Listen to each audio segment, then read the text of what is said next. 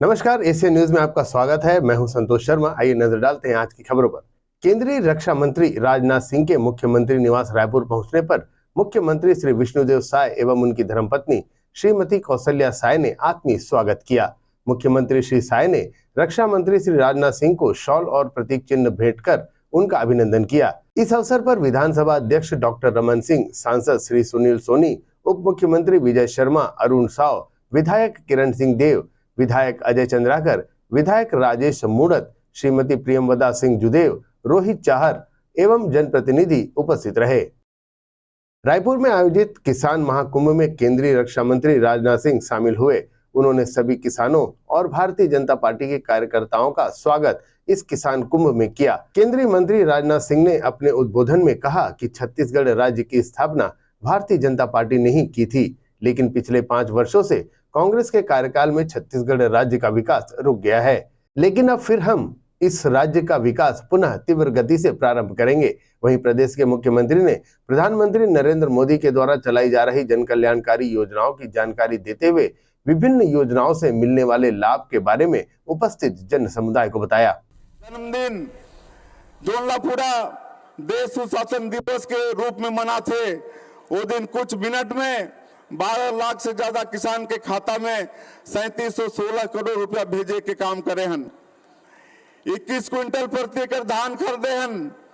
इस साल बम्पर धान के खरीदी हुई से 145 लाख मीट्रिक टन धान के खरीदी हुई से हमारे किसान भाई मन के खाता में समर्थन मूल्य उमला मिल गई से, लेकिन जो अंतर के राशि है 917 रुपया प्रति क्विंटल, इस साल 24,72,000 किसान अपन धान बेची रहे।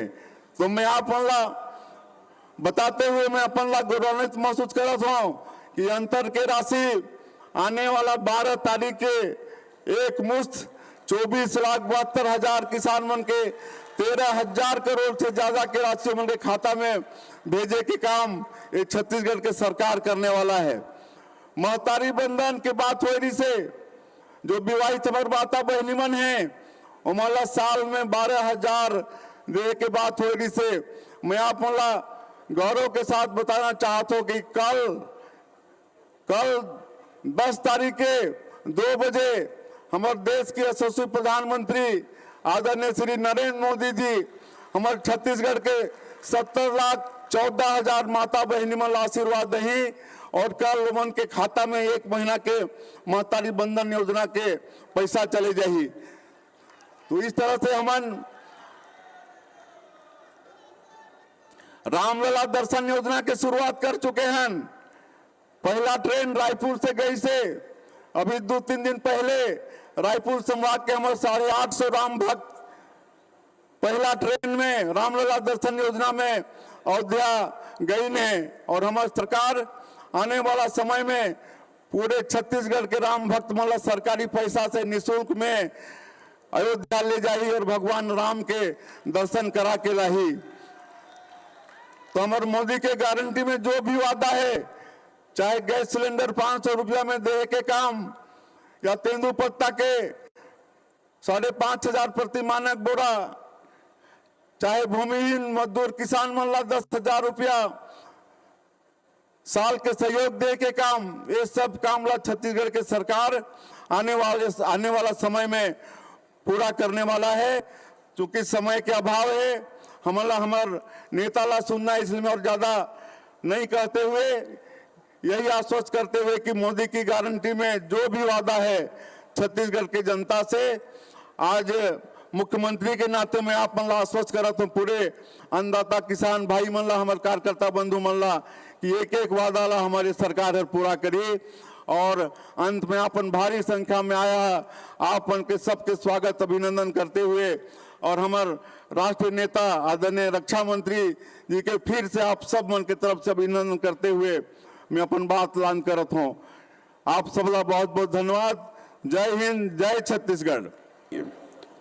एवं इस सभा में मौजूद छत्तीसगढ़ के मेरे सभी सम्मानित बहनों एवं भाइयों, लंबे अरसे के बाद किसी सार्वजनिक सभा को संबोधित करने के लिए मैं छत्तीसगढ़ की जनता के सामने खड़ा हुआ और आप लोगों ने फूलों की हार पहनाकर हम लोगों का स्वागत किया है, तालियां बजाकर आपने स्वागत किया है।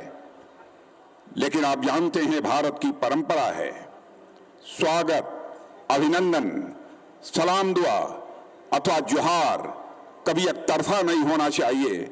इसलिए मैं भी अपनी तरफ से शीश झुकाकर छत्तीसगढ़ के आप सभी किसान बहनों भाइयों का हार्दिक अभिनंदन करता हूं, आप सभी का मैं स्वागत करता हूं। मैं आप सबको बधाई देना चाहता हूं। इसी 2023 के दिसंबर में आप लोगों ने भारतीय जनता पार्टी को बेहद प्यार दिया है और भारतीय जनता पार्टी की आपने स्पष्ट बहुमत के आधार पर सरकार बनाई है और छत्तीसगढ़ को लंबे अरसे के बाद एक कोई हमारा आदिवासी समाज का, गरीब समाज का एक भाई मुख्यमंत्री के ओहदे पर विराजमान हुआ है। बहनों भाइयों, जिस समय विष्णुदेव जी साय बोल रहे थे, मैं उनके हर वाक्य को गंभीरतापूर्वक सुन रहा था और साथ ही विष्णुदेव जी साय को मैं नीचे से लेकर ऊपर तक मैं देख रहा था।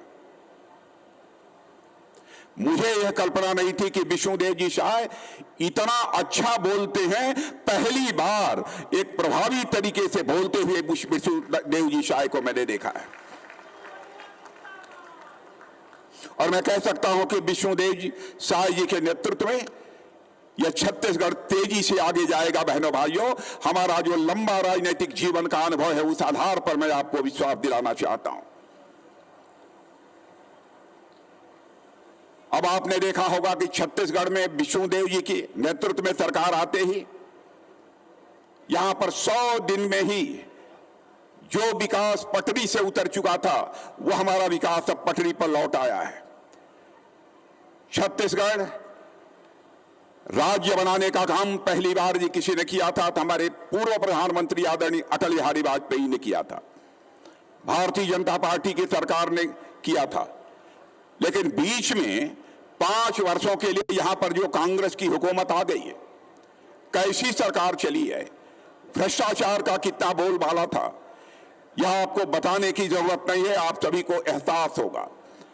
आज मैं छत्तीसगढ़ की जनता से यही कहने आया हूं, हम लोगों ने, भारतीय जनता पार्टी ने छत्तीसगढ़ राज्य बनाया है और जो छत्तीसगढ़ राज्य विकास की पटरी से उतर चुका है, उसको पुनः विकास की पटरी पर लाने का काम यदि कोई पार्टी कर सकती है तो भारतीय जनता पार्टी कर सकती है। छत्तीसगढ़ को जिन लोगों ने 5 वर्षों में कांग्रेस के लोगों ने बर्बाद किया है, तो छत्तीसगढ़ के किसान भाइयों, आपको विश्वास नहीं होगा, अभी एक दुनिया के 20-22 देशों का एक बड़ा सम्मेलन दिल्ली में हुआ था, जिसे हम G20 का सम्मेलन कहते हैं। G20 के सम्मेलन में अमेरिका, जापान, जर्मनी, कहां से बड़े बड़े देशों से, 20 देशों से लोग आए थे। जानते हैं हमारे प्रधानमंत्री ने आपके पसीने का सम्मान करते हुए, मेरे किसान भाइयों, आपके पसीने का सम्मान करते हुए हमारे प्रधानमंत्री ने कहा, हिंदुस्तान का हमारा किसान यदि मोटा अनाज खाता है तो दुनिया से आने वाले बड़े बड़े राष्ट्राध्यक्षों और मेहमानों को मोटा अनाज खिलाएंगे। तो G20 के सम्मेलन में हम लोगों ने मोटा अनाज उन्हें खिलाने का काम किया था। यह है भारत। छत्तीसगढ़ की 11 में से 6 सीटों पर कांग्रेस ने प्रत्याशी का ऐलान कर दिया है। पूर्व मुख्यमंत्री भूपेश बघेल राजनांदगांव लोकसभा से चुनाव लड़ेंगे। विकास उपाध्याय रायपुर लोकसभा से, ताम्रध्वज साहू महासमुंद लोकसभा से, राजेंद्र साहू दुर्ग लोकसभा, ज्योत्सना महंत कोरबा लोकसभा और डॉक्टर शिव डहरिया जांजगीर चांपा से मैदान में उतारे गए हैं। वहीं राजनांदगांव लोकसभा से पूर्व मुख्यमंत्री भूपेश बघेल को कांग्रेस प्रत्याशी बनाए जाने पर खैरागढ़ जिला कांग्रेस के स्थानीय जय स्तंभ चौक में आतिशबाजी कर खुशियां मनाई गई। भूपेश बघेल का नाम राजनांदगांव लोकसभा से सामने आने पर कार्यकर्ताओं ने एक दूसरे को मिठाई खिलाकर खुशियां मनाई और जमकर नारेबाजी भी की।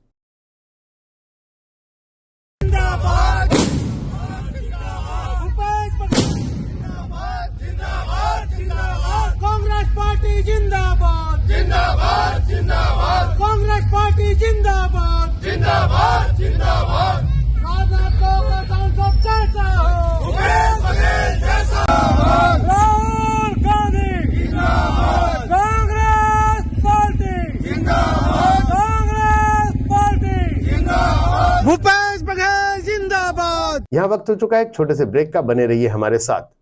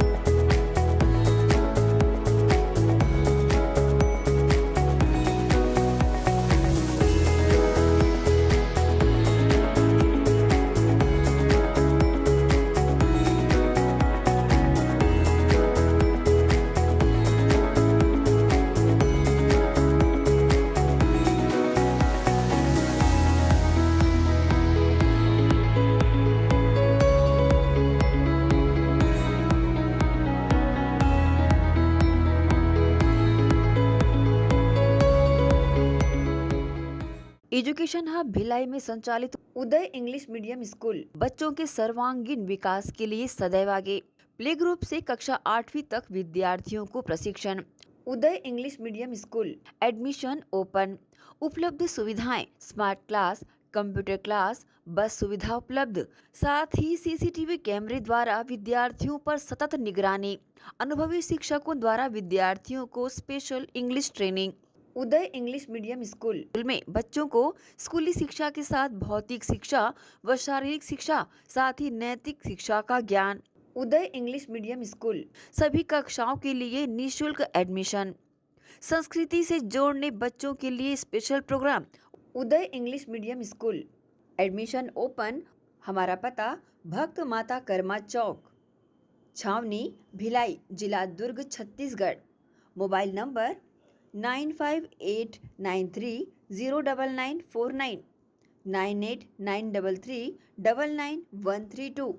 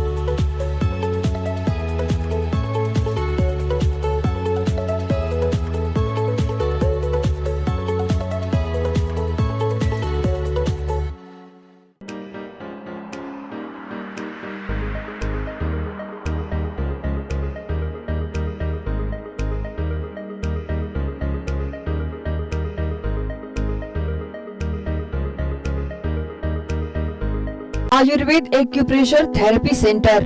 चर्म रोग, दांत खाज, खुजली, चेहरा पर किसी प्रकार की झाइयाँ, दाग धब्बे, फोड़ी फुंसी, प्रेगनेंसी, स्ट्रेच मार्क आदि का गारंटेड इलाज। जी हाँ, आयुर्वेदिक एक्यूप्रेशर थेरेपी सेंटर। यहाँ पर आयुर्वेदिक दवा एवं एक्यूप्रेशर थेरेपी द्वारा बिना ऑपरेशन किए बवासीर, भकंदर, हाइड्रोसिल, गुप्त रोग, चर्म रोग का इलाज किया जाता है। बवासीर, भकंदर, फिशर का बिना ऑपरेशन इलाज, मलद्वार की जितनी भी पुरानी तकलीफ हो, जैसे खून आना, चुभने जैसा दर्द होना, जलन, मस्सा, मवाद आना, पेट पेट साफ न होना आदि का जड़ से गारंटेड इलाज। गुप्त रोग शादी के बाद या शादी के पहले बचपन की गलतियां, उम्र की अधिकता या किसी भी कारण से मर्दाना कमजोरी, शीघ्र पतन, शादी के नाम से डर लगना, बच्चा न होना, पेशाब में जलन, स्वप्न दोष, शारीरिक कमजोरी, थकान आदि बीमारियों सहित हाइड्रोसिल का बिना ऑपरेशन गारंटेड इलाज। महिला गुप्त रोग, बवासीर, भकंदर, फिशर का बिना ऑपरेशन जड़ से गारंटेड इलाज। माहवारी गड़बड़ी, सफेद पानी जाना, हाथ पैर में जलन, दर्द, कमर में दर्द, बच्चा न होना, मिर्गी, पुराने से पुराना घाव गैंग्रीन का इलाज किया जाता है। हमारा पता डॉक्टर हीरा, गया नगर, दुर्ग। मोबाइल नंबर 9981659182 और भिलाई में 18 नंबर रोड पटेल डेयरी के पास camp 1 Bhilai. Mobile number 8815563954।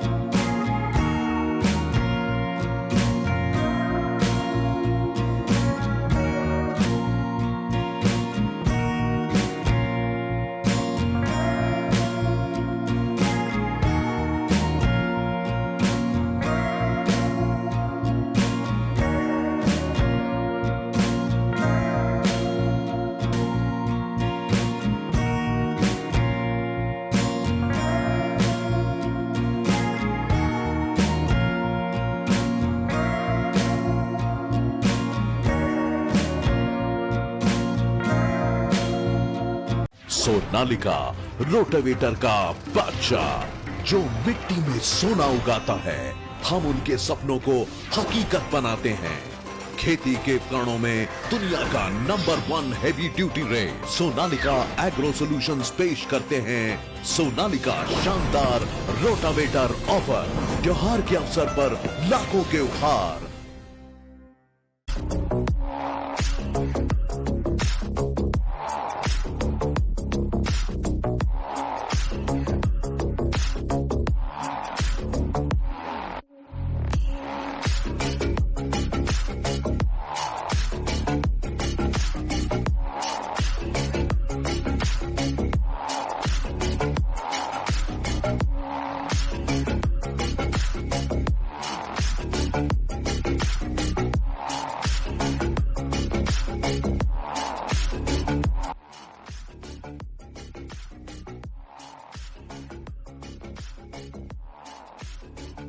Break के बाद आपका स्वागत है।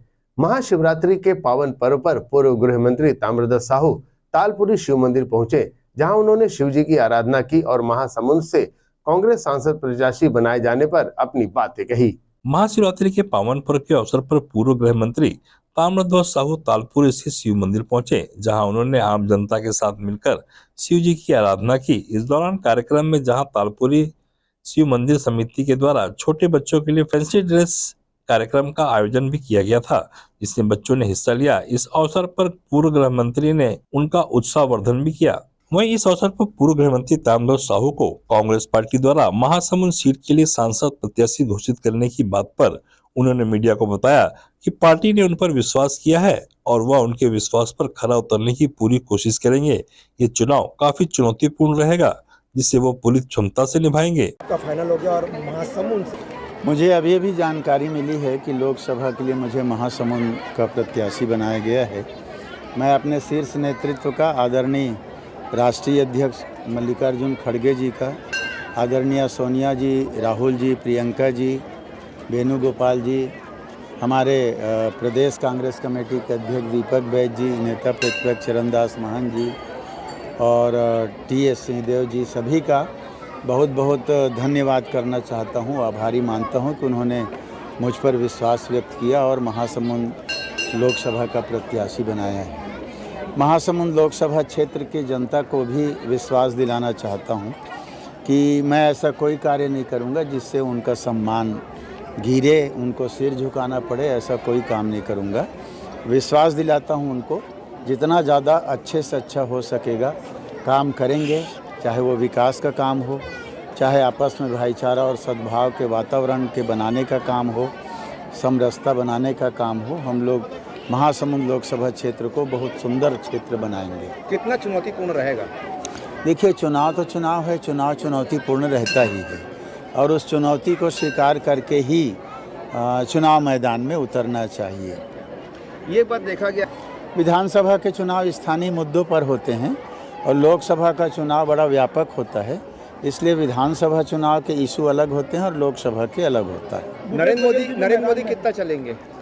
नरेंद्र मोदी देश के प्रधानमंत्री हैं और जितना काम उन्होंने किया है वो जनता के सामने है और चुनाव के मैदान में उन सब बातों को करेंगे कि क्या क्या वादे उन्होंने किए थे जिसको पूरा नहीं कर पाए, वो सारी बातें वहाँ चुनाव मैदान में करेंगे। 15 लाख रुपया देने की बात की थी हर खाते में, अभी तक नहीं आया। बहुत सारी बातें हैं जिनको चुनाव मैदान में करेंगे। कितने आश्वस्त है जीत को लेकर? मुझे जनता के प्यार, जनता के आशीर्वाद पर पूरा भरोसा रहता है, इसलिए मैं पूरा विश्वास के साथ कह सकता हूँ कि महासमुंद लोकसभा क्षेत्र में कांग्रेस और महासमुंद की जनता विजयश्री हासिल करेगी। एशियन न्यूज के लिए दुर्ग से नसीम फारूकी की रिपोर्ट।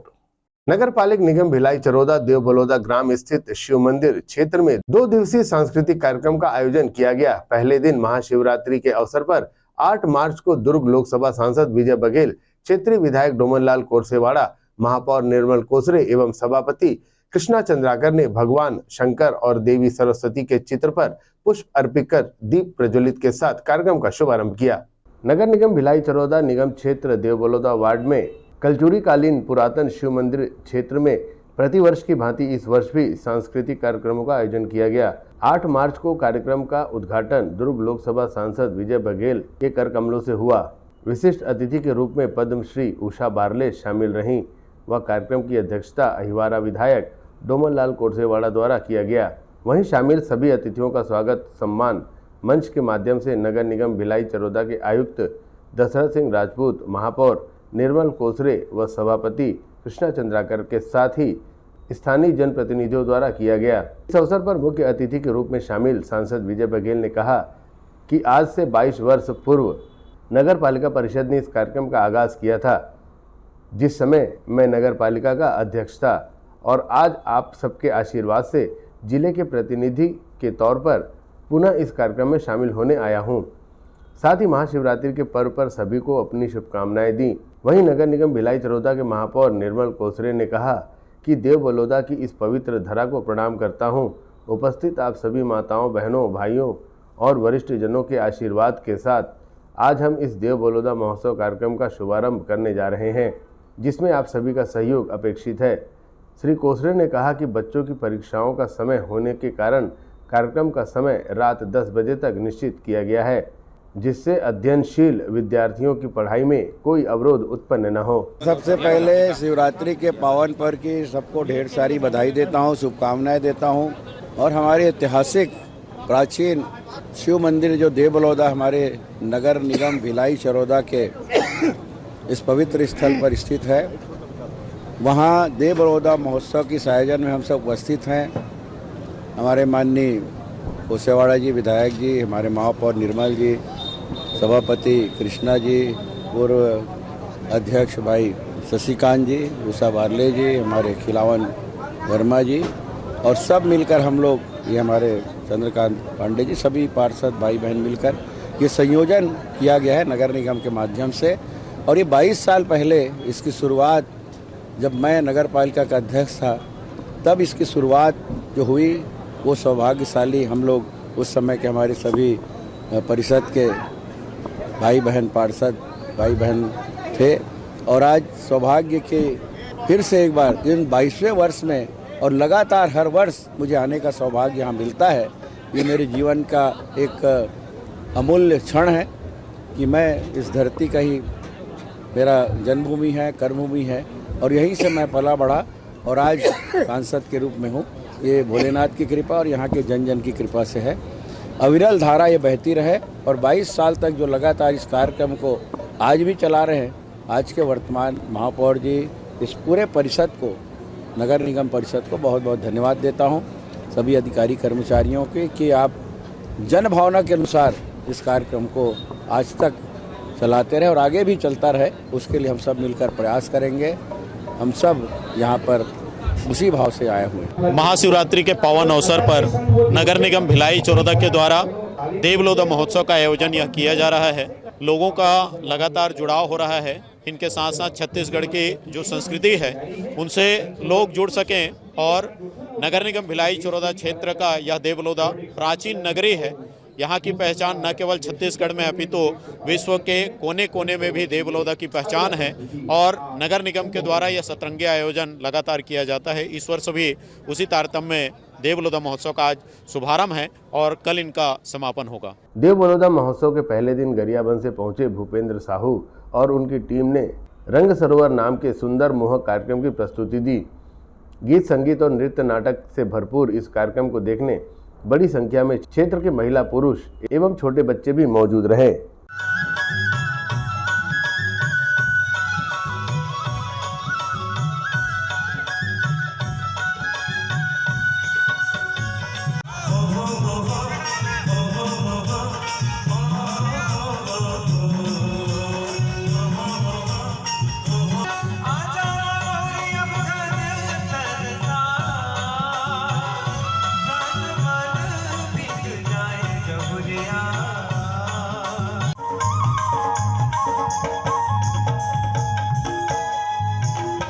हम जुड़े रहे और जाहिर सी बात है छत्तीसगढ़ में तो बहुत अकन विधा है।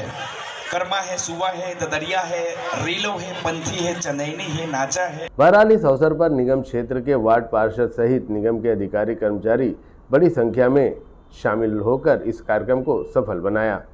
एशियन न्यूज के लिए भिलाई 3 चरोदा से शैलेंद्र खरे की रिपोर्ट। जिला विधिक सेवा प्राधिकरण दुर्ग के निर्देशन में जिला न्यायालय एवं तहसील व्यवहार न्यायालय में 2024 का पहला नेशनल लोक अदालत शिविर का आयोजन किया गया, जिसमें इस वर्ष 11,500 न्यायालयीन प्रकरण और 4,000 प्री लिटिगेशन प्रकरण रखा गया है। राष्ट्रीय विधिक सेवा प्राधिकरण नई दिल्ली के निर्देशानुसार एवं छत्तीसगढ़ राज्य विधिक सेवा प्राधिकरण बिलासपुर के मार्गदर्शन में तथा नीता यादव जिला न्यायाधीश अध्यक्ष जिला विधिक सेवा प्राधिकरण दुर्ग के निर्देशन में शनिवार को जिला न्यायालय एवं तहसील व्यवहार न्यायालय में नेशनल लोक अदालत शिविर का आयोजन किया गया, जिसके तहत जिला न्यायालय दुर्ग, कुटुंब न्यायालय दुर्ग, व्यवहार न्यायालय भिलाई 3, व्यवहार न्यायालय पाटन एवं व्यवहार न्यायालय धमदा तथा किशोर न्याय बोर्ड, श्रम न्यायालय, स्थायी लोक अदालत, राजस्व न्यायालय एवं उपभोक्ता फोरम दुर्ग में नेशनल लोक अदालत का आयोजन किया गया। इस अवसर पर जिला न्यायाधीश श्रीमती नीता यादव द्वारा नेशनल लोक अदालत का शुभारंभ किया गया। इस दौरान जिला एवं सत्र न्यायाधीश दुर्ग के अलावा जिला अधिवक्ता संघ एवं अन्य पदाधिकारी, न्यायाधीशगण, अधिवक्तागण तथा विभिन्न बैंकों के प्रबंधक उपस्थित रहे।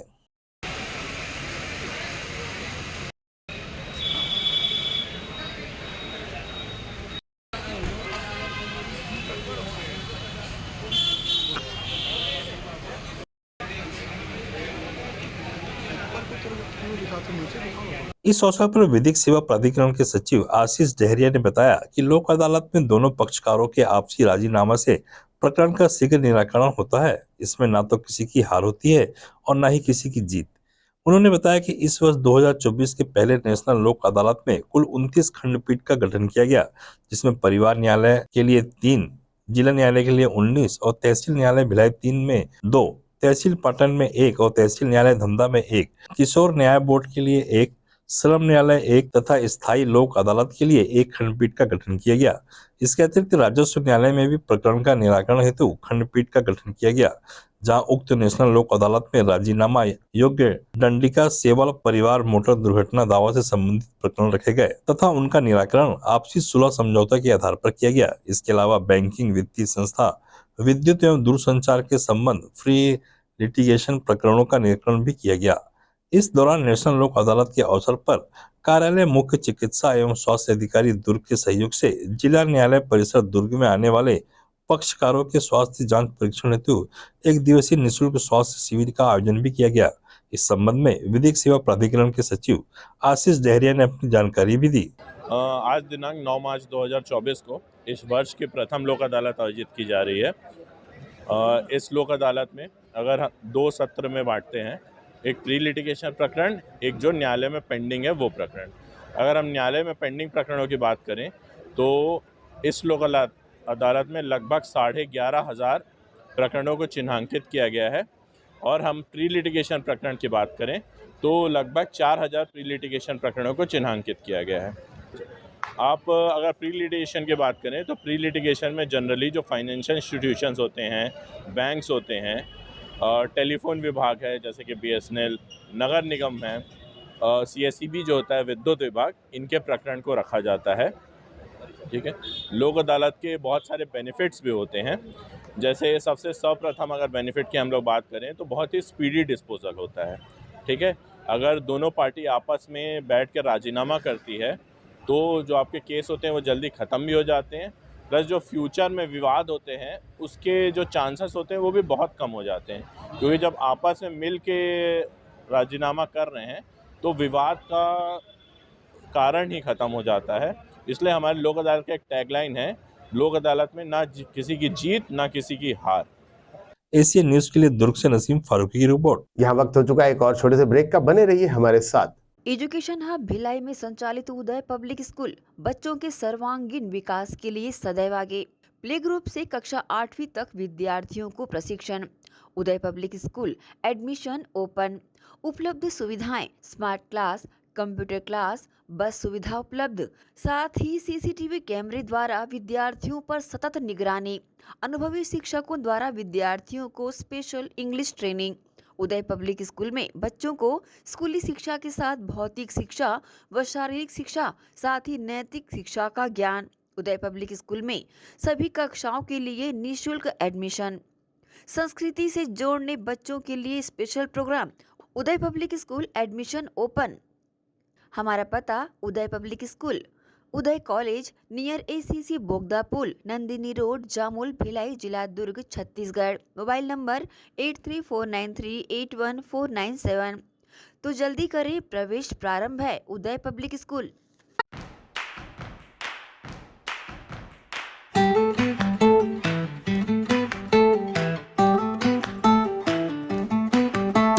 नन्हे नन्हे प्यारी जान, पढ़ेंगे लिखेंगे तभी तो बनेंगे भारत की पहचान। बच्चों से ही है कल का भविष्य, तो आइए उदय पब्लिक स्कूल में जल्द ही एडमिशन कराइए। जी हाँ, एडमिशन शुरू हो चुके हैं। नर्सरी से कक्षा 8वीं तक आपके निकट उदय कॉलेज कैंपस नियर ACC बोगदा पुल, नंदिनी रोड, जामुल, भिलाई में स्थित 2019 से गुणवत्ता भर शिक्षा प्रदान करने वाला आपके क्षेत्र में पहली बार, जिसका नाम है उदय पब्लिक स्कूल। जी हाँ, सभी कक्षाओं के लिए निःशुल्क प्रवेश। स्कूल नर्सरी से कक्षा 8वीं तक के लिए इस वर्ष प्ले ग्रुप की भी शुरुआत की जा रही है। सरकार द्वारा 25% छात्रों के लिए मुफ्त शिक्षा प्रदान की जाएगी। प्रवेश के लिए जल्दी करें। बस वैन की सुविधाएं भी उपलब्ध है। पुस्तकालय सुविधाएं है, CCTV कैमरा, संगीत कक्ष, खेल और सांस्कृतिक गतिविधियां, मल्टीपर्पज हॉल। महत्वपूर्ण दिन और त्योहारों को भी यहाँ मनाया जाता है। कंप्यूटर लैब और स्मार्ट क्लास शिक्षण सुविधाएं भी उपलब्ध की जाती है। अग्नि सुरक्षा के लिए भी सुविधाएं उपलब्ध है। बच्चों के अंग्रेजी बोलने पर भी महत्वपूर्ण ध्यान दिया जाता है। तो फिर देरी किस बात की, जल्दी कीजिए, क्योंकि एडमिशन शुरू हो चुके हैं। उदय पब्लिक स्कूल में आपके निकट उदय कॉलेज कैंपस निकट ACC बोगदा पुल, नंदिनी रोड, जामुल, भिलाई में।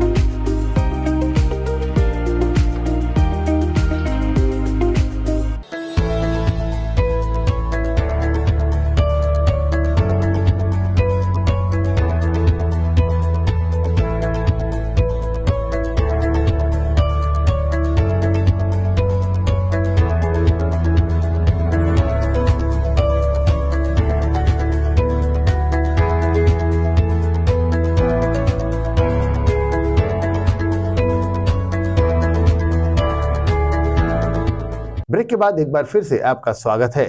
महाशिवरात्रि के इस पावन अवसर पर श्री श्री महाकालेश्वर शिवनाथ मनोकामना सिद्ध मंदिर बोलबम समिति आई केबिन चरोदा के द्वारा विगत 12 वर्षों से भगवान भोलेनाथ की विधि विधान के साथ पूजा अर्चना की जा रही है। वहीं इस अवसर पर शिवरात्रि के एक दिन पूर्व 1051 महिलाओं के द्वारा कलश यात्रा निकाली गई, जिसमें बड़ी संख्या में लोग शामिल रहे।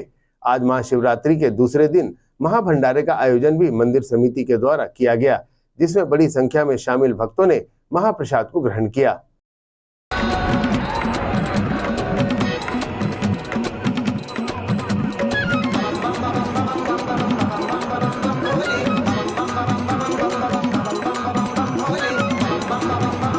दुर्ग के कोतवाली थाना अंतर्गत नयापारा क्षेत्र में पुरानी रंजिश के चलते कुछ आरोपियों ने एक युवक पर चाकू से वार कर दिया, जिसे जिला अस्पताल में भर्ती कराया गया है।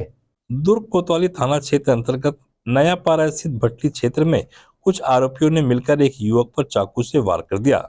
इससे युवक को गंभीर चोटें आई हैं, जिसे तुरंत जिला अस्पताल पहुंचाया गया। गौरतलब है कि मिली जानकारी के अनुसार कोतवाली पुलिस के मुताबिक बांदा तालाब वार्ड 35 रामकुमार ढीमर गंजपारा में रहने वाला युवक को शुक्रवार की देर शाम में कुछ युवकों ने मिलकर नयापारा शराब भट्टी पर पुरानी रंजिश को लेकर चाकू से वार कर दिया था। इसके बाद आरोपी वहां से भाग निकले। वहीं आसपास के लोगों ने युवक को अस्पताल पहुंचाया, जिसके बाद मौके पर पहुंची कोतवाली थाना पुलिस ने मामले की जानकारी लेकर जांच प्रारंभ कर दी। उल्लेखनीय है कि कोतवाली थाना क्षेत्र में इन दिनों असामाजिक तत्वों का बोलबाला हो गया है।